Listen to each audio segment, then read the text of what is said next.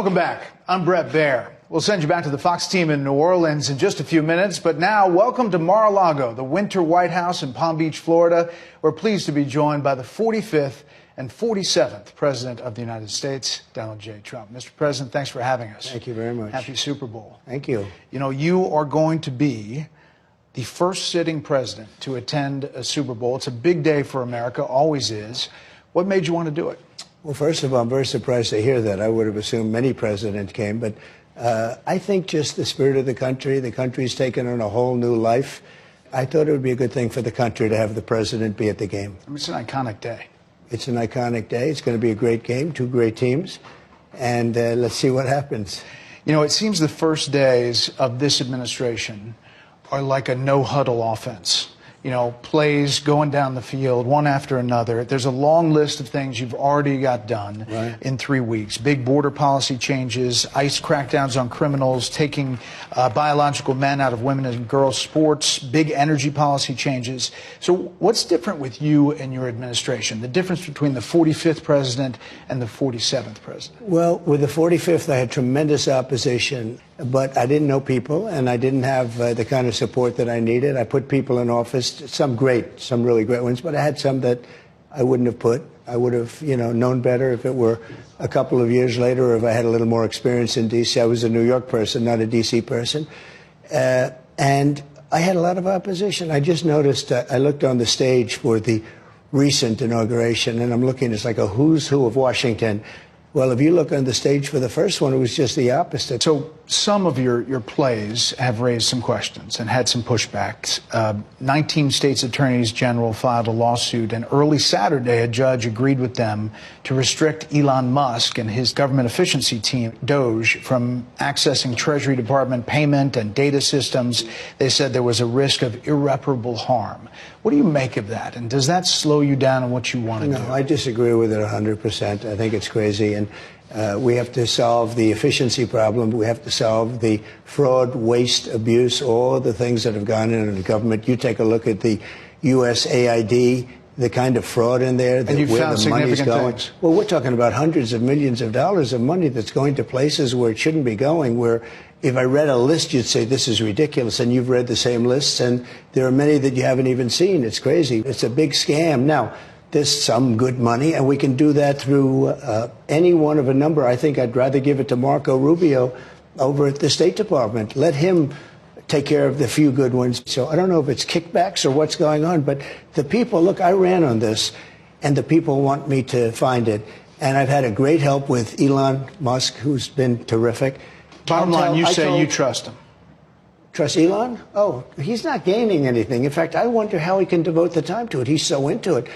But I told him do that. Then I'm going to tell him very soon, like maybe in 24 hours, to go check the Department of Education. He's going to find the same thing. Then I'm going to go to the military. Let's check the military. We're going to find billions, hundreds of billions of dollars of fraud and abuse. But I campaigned on this, Bret. You announced tariffs on Canada and Mexico. You immediately got action from both of them on border security and drug interdiction. I did. A lot of action that nobody expected. Is that good enough? No, it's not good enough. So more needed in 30 days. Something has to happen. It's not sustainable. And I'm changing it. You know, the Prime Minister said this weekend to a group of Canadian businessmen, he was at a private meeting, he said that your wish for Canada to be the 51st state is a, quote, real thing. Is it a real thing? Yeah, it is. I think Canada would be much better off being a 51st state because we lose $200 billion a year with Canada, and I'm not going to let that happen. It's too much. Why are we paying $200 billion a year, essentially in subsidy to Canada? Now, if they're a 51st state, I don't mind doing it. You said the tariff is a beautiful word. There are some signs in the markets, consumer confidence, that they're a little jittery.